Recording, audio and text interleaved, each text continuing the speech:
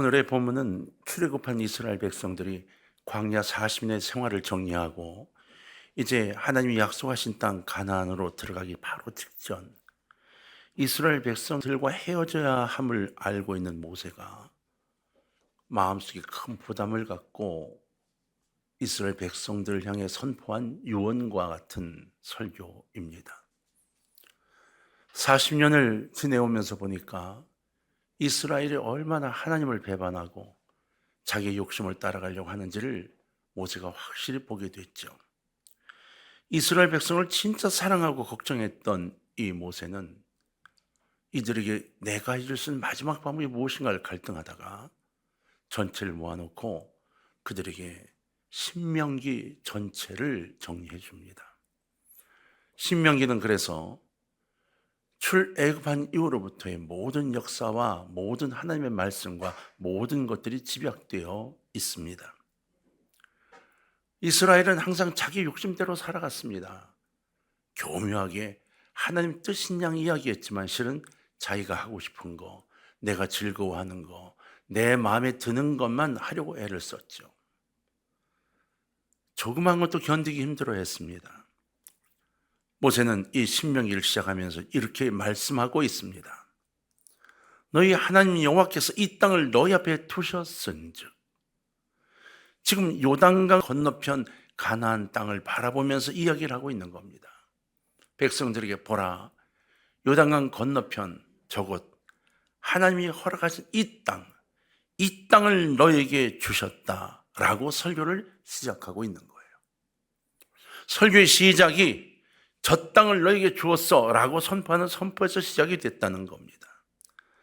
하나님께 이 땅을 위임받은 것 바로 우리 이스라엘 백성이야, 우리 이스라엘 백성이 이 땅을 위임받은 거야 라고 선언하고 있는 겁니다. 그것은 이스라엘 민족이 위임하신 것이기 때문에 절대로 놓쳐서는 안 되는 거였습니다. 하나님 이스라엘 백성에게 너희에게 맡길게, 너희에게 위임하는 거야 라고 이미 아브라함 때 약속하신 겁니다. 그러므로 모세는 이렇게 명령하고 있는 겁니다. 너희 조상의 하나님 여호와께서 이르신 대로 올라가서 차지하라, 두려워하지 말라, 주저하지 말라. 이 말씀의 의미는 너희가 저 땅을 소유로 삼으라 하는 것입니다. 이미 내가 허락했고 너희가 들어가면 내가 역사할 거다라고 하는 거죠. 우리는 하나님이 허락한 수많은 일들을 우리 입장에서 바라보고 내 입장에서 바라보고 그리고 내가 거절합니다. 도전력이 없고 그리고 결단력이 없는 거죠. 이기적으로 되어갑니다. 그러나 하나님의 뜻을 따르지 않는 자는 결국 하나님 역사의 주인공이 되지 못합니다. 우리가 그리스도인의 삶을 살아가면서도 실수를 범하는 경우가 굉장히 많습니다. 예수를 믿지 않는 사람보다 더 많은 실수를 범합니다. 많은 사람들이 무릎을 꿇고 자신의 삶을 울부짖지만 삶의 변화와 행동이 따르지 않는 경우가 얼마나 많은지 모릅니다. 주님께서는 올라가서 취하라 명하셨습니다. 이스라엘 백성들이 이제는 움직여 나아갈 때가 되었다는 겁니다. 그런데 이스라엘의 마음이 그렇지 못하고 있는 겁니다. 무엇을 먹을까, 무엇을 입을까만 걱정하고 있었던 거죠. 오늘 모세가 전달한 이 명령은 지금 우리에게 오늘날도 적용되는 말씀입니다. 우리는 우리 삶을 다해 주 예수를 따르는 군사이고 제자되기 때문에 이 말씀이 우리 가슴 속에 꽉 묶여 있어야 합니다. 그런데 주님께서 우리에게 말씀하신 것은 두려워하지 말라, 주저하지 말라는 겁니다. 그리고 차지하라는 것이었습니다. 그런데 우리는 잠깐만요, 하나님. 잠깐만요. 이렇게 하나님의 뜻을 자꾸 멈춰 세웁니다. 이스라엘 백성들은 유목민으로 양떼를 몰고 다니며 양식을 삼는 사람들이었습니다. 아주 순박한 사람들이었죠. 반면에 아말렉 민족은 이스라엘보다 100년이나 앞서가는 농경 문화를 갖고 있었고, 그리고 이스라엘보다 훨씬 더 강력한 육체를 갖고 있었습니다. 키도 크고 아주 장대한 민족이었죠. 그런데 하나님이 그들을 바라보는 이스라엘 두려움 속에다가 저 땅을 취하라, 주저하지 말라, 두려워하지 말라라고 명하십니다. 여러분, 두려워하지 않고 주저하지 않기를 주의 이름으로 부탁합니다. 주저하는 것과 인내하는 것은 다릅니다. 믿음을 갖고 인내하는 것과 주저하고 두려워해서 그만두겠다는 것과는 전혀 다른 것입니다. 주 앞에 두 손 들고 웃으며 감사하시기를 주의 이름으로 부탁합니다. 우리가 하나님께 저는요, 교육도 못 받았어요. 저는 똑똑하지도 못합니다. 다른 사람은 다 잘난 것도 없습니다. 부모님도 별로 유명한 분도 아닙니다. 가진 것도 없습니다. 달란트도 없습니다. 영역도 없습니다. 수많은 핑계를 댑니다. 주님이 나를 모르실까요? 주님이 나를 모르셔서 이 일을 감당하라고 말씀하실까요? 아닙니다. 나를 아시지만 나를 사용하시기 위해 내게 역사하실 당신의 권능을 주시기 위한 준비를 하고 우리에게 말씀하고 계신 겁니다. 그러므로 여러분, 이렇게 기도하는 게 맞습니다. 하나님, 저는 정말로 부족합니다. 저를 도와 주옵소서. 이 기도를 할 때에 주님 우리에게 이렇게 말씀하십니다. 너는 자격이 없어. 너는 뭐 어째? 아니요. 이렇게 한마디 하십니다. 그래, 내가 너와 함께 하리라. 임마누엘, 바로 그 하나님이 나와 함께 하시기로 말씀하실 거라는 겁니다. 모세가 오늘 이스라엘 백성에게 그렇게 이야기하고 있는 겁니다. 이것이 바로 우리에게 허락하신 하나님 크기의 응답인 겁니다. 우리가 바라보는 응답이 아니라 하나님이 설정하신 하나님 크기의 응답. 여러분, 내 주먹에 요만큼 쥐지 말고 주님 주신 이만한 것을 얻으시기를 주의 이름으로 축원합니다. 우리가 하나님께 기도드리는 것은 하나님의 능력이나 하나님의 소유하신 것을 얻기 위해서가 아닙니까? 그 기도가 하나님의 뜻과 일치될 때 우리는 하나님의 권세와 능력을 부어주심으로 얼마나 큰 일을 할 수 있는 위대한 인물이 되는지를 우린 주변 사람들 통해, 우리 스스로를 통해 보고 발견하지 않나요?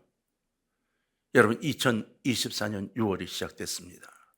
이 한 해가 가기 전 여러분 모두가 하나님이 준비하신 놀라운 그 역사의 현장에 같이 할 수 있기를 주의 이름으로 부탁합니다.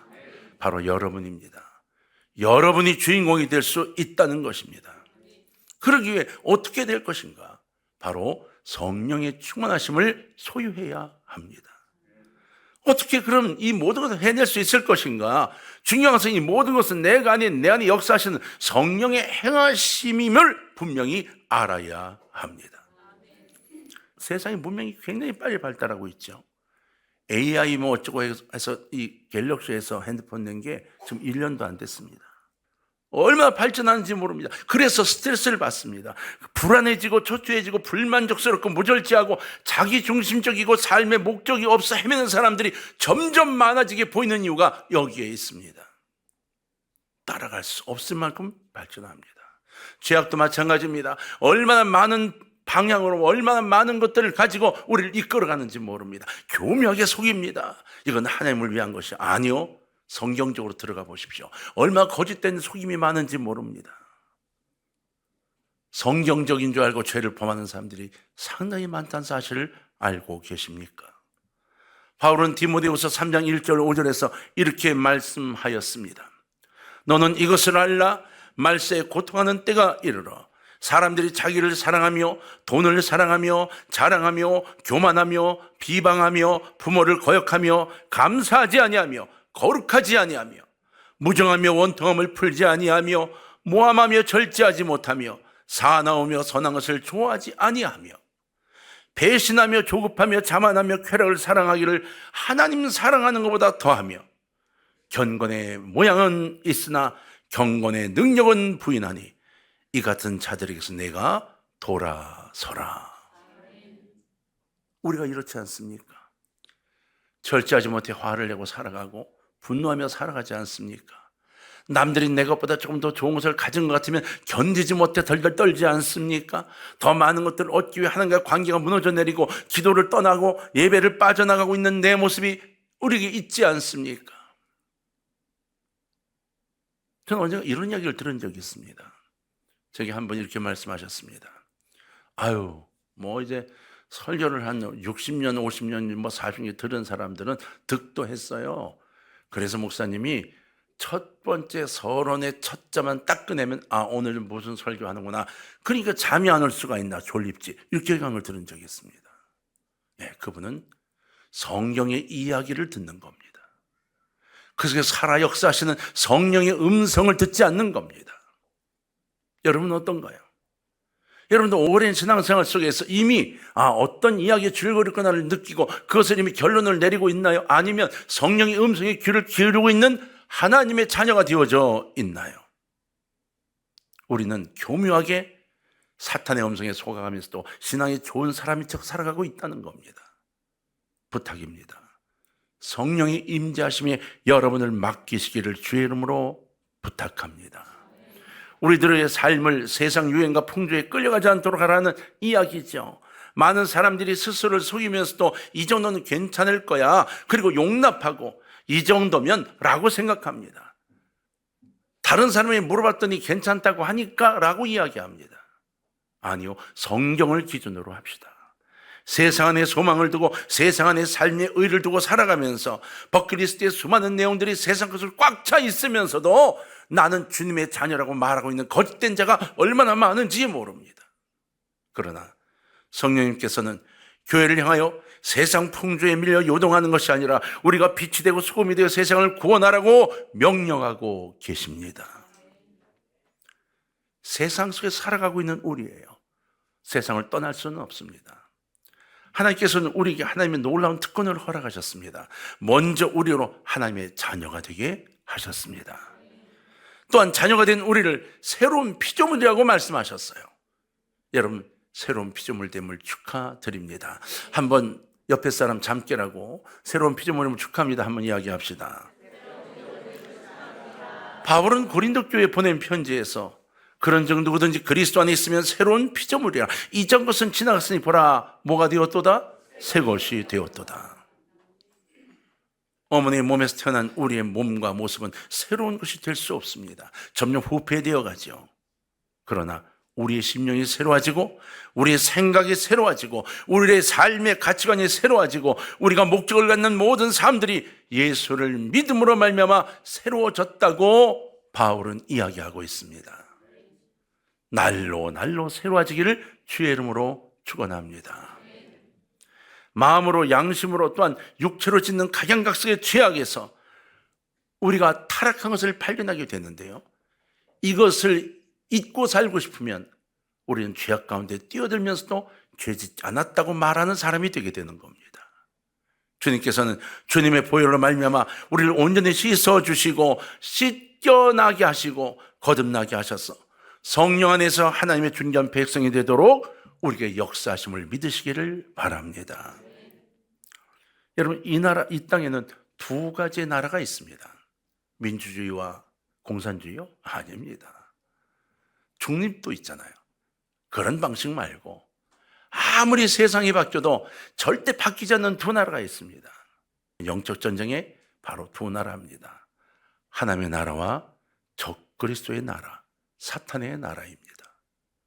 여러분, 하나님의 나라에 거하지 않는 사람은 반드시 사탄의 나라에 거하게 되어 있습니다. 그 중간에 서서 이리 갈까 저리 갈까 할 수 있는 것이 아닙니다. 우리는 공산주의도 그리고 민주주의도 아니에요. 중립이에요. 아니요, 이게 존재하지 않습니다. 하나님 나라에 가지 못한 자는 전부 사탄의 나라입니다. 내가 하나님 나라에 들어있지 않으면 나는 사탄의 나라에 들어있는 겁니다. 교회를 오니까 나는 하나님 나라에 들어있는 것 같습니까? 아닙니다. 교회만 왔다 갔다 할 뿐 내가 변화되지 않고 주님을 만나지 못하면 나는 여전히 사탄의 나라에 붙잡혀 있는 겁니다. 골로새서 1장 13절은 이렇게 말합니다.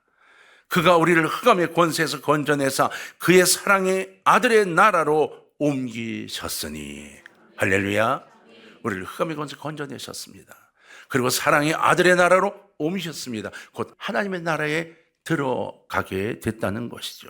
여러분 모두가 이 놀라운 축복의 음성이 내 것이 되도록 믿음을 세우시기를 주의 이름으로 축원합니다.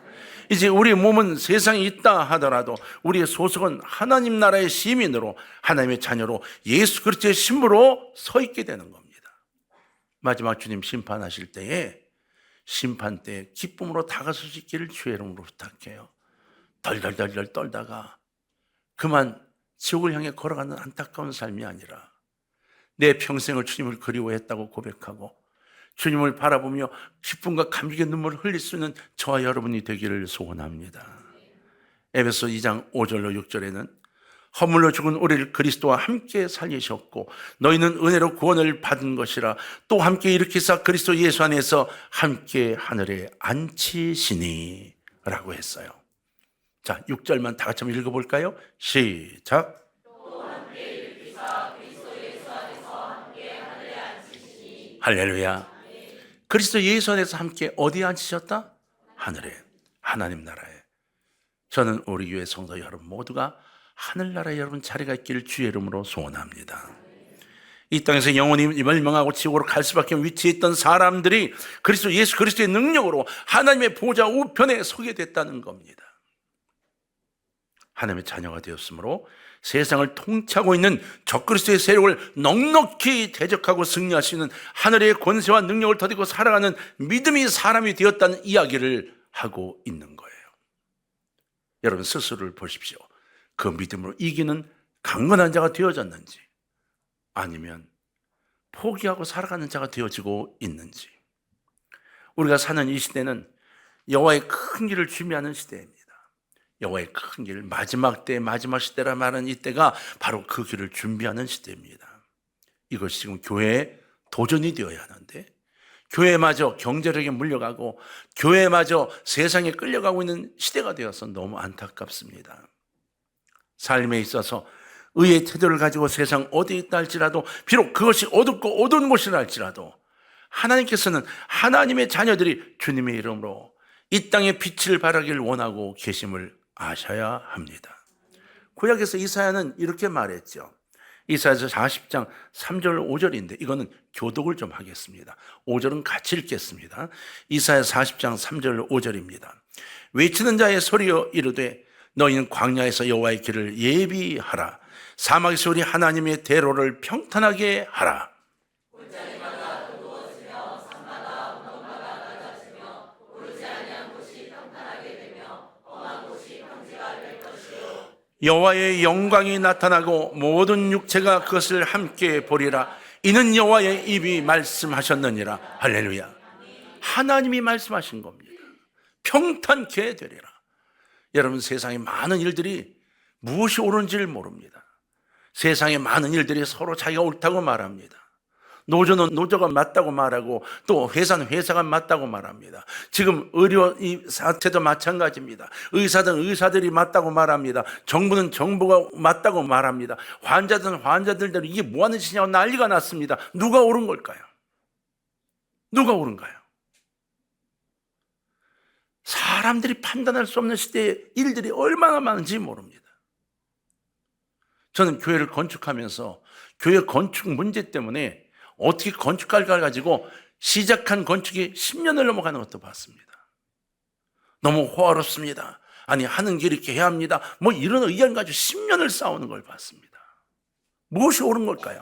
왜 내가 인간이라는 사실을 인정하지 못할까요? 내가 사람이라서 인정하고 내려놓고 주께 기도하고 주님께 의지합시다. 왜 그걸 못할까요? 하나님의 말씀하신 말씀을 따라가는 것, 이것이 가장 완벽한 결론입니다. 예수님께서는 마가복음 11장 22절에서 하나님을 믿으라 이렇게 말씀하셨어요. 영어 성경 NIV에 have faith in God 이렇게 되어 있습니다. 하나님의 믿음을 가지라 이런 뜻이에요. 하나님 안에서 있는 믿음을 가지라. 여러분 하나님의 믿음, 하나님이 우리에게 보여주신 믿음, 하나님이 우리에게 주시는 믿음, 하나님이 소유하신 믿음을 가지라는 것입니다. 다시 말하면 온전한 믿음으로 예수님의 길에 서라는 겁니다.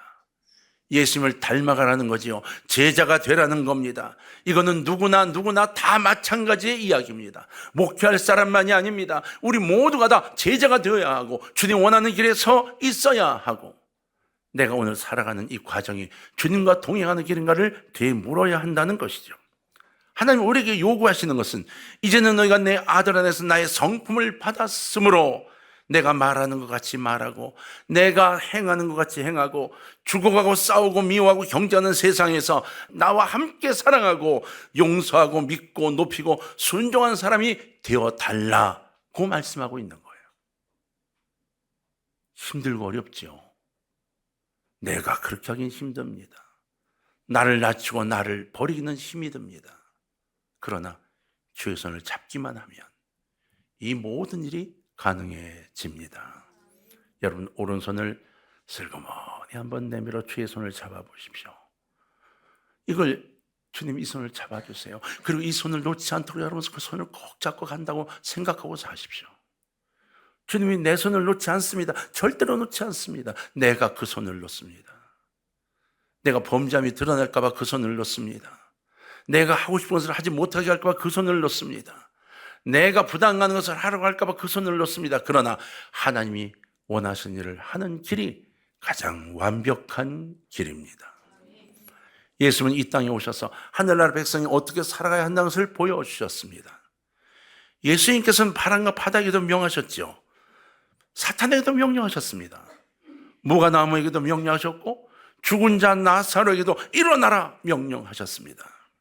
이제 우리는 예수 그리스도의 재림을 앞두고 있는 마지막 시대의 교회 앞에 예수님의 능력이 이 교회에 나타나야 할 그 시대에 바로 능력의 주인공으로 서야 할 책임과 의무가 있는 겁니다. 우리가 합심해서 기도하고 나가 손을 얹고 기도하고 하나님의 믿음을 가진 자들이 가진 기름 부음의 능력이 세상에 나타나 보이도록 세상에 우리의 믿음을 풀어놓아야 합니다. 이것이 곧 세상을 변화시키는 우리 안에 성령의 능력인 것입니다. 요한복음 14장 12절에 내가 진실로 진실로 너희에게 이르노니 나를 믿는 자는 내가 하는 일을 그도 할 것이요 또한 그보다 큰 일도 하리니 이는 내가 아버지께로 감이라 말씀하셨습니다. 그보다 더 큰 일도 하리니 여러분 믿으시기 바랍니다. 주님이 하신 일보다 더 큰 일도 할 수 있답니다. 성령님이 역사하시니까 제발 내가 그러지 말고 성령이 내 안에 임재하셔서 성령께서 일하시고 나는 도구로 사용하여 주옵소서 이 결단을 세우시는 오늘 되시기를 주의 이름으로 축원합니다. 마지막 시대의 교회를 향하여 하나님이 부으실 하나님의 능력에 대한 선포적 의미인데 맞습니다. 하나님 우리 자신의 능력으로는 감히 생각할 수도 없는 하나님의 크기의 비전과 사명을 우리에게 허락하시고 결단하여 나가는 자들에게 일을 할 수 있도록 열어주십니다. 모세가 이스라엘 백성들과 더불어 홍해를 건넜던 역사가 그러했고 여호수아가 함께 요단강을 건넜던 이스라엘의 역사가 그러했습니다.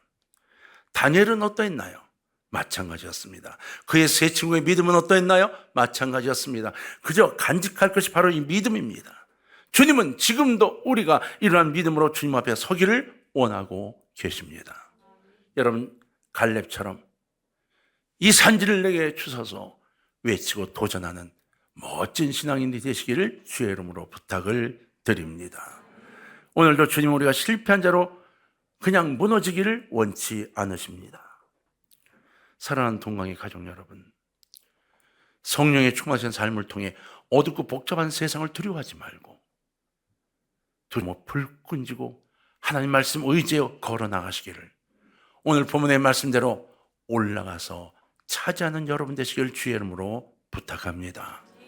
우리에게 그 임무를 주셨고 그 힘을 주셨습니다.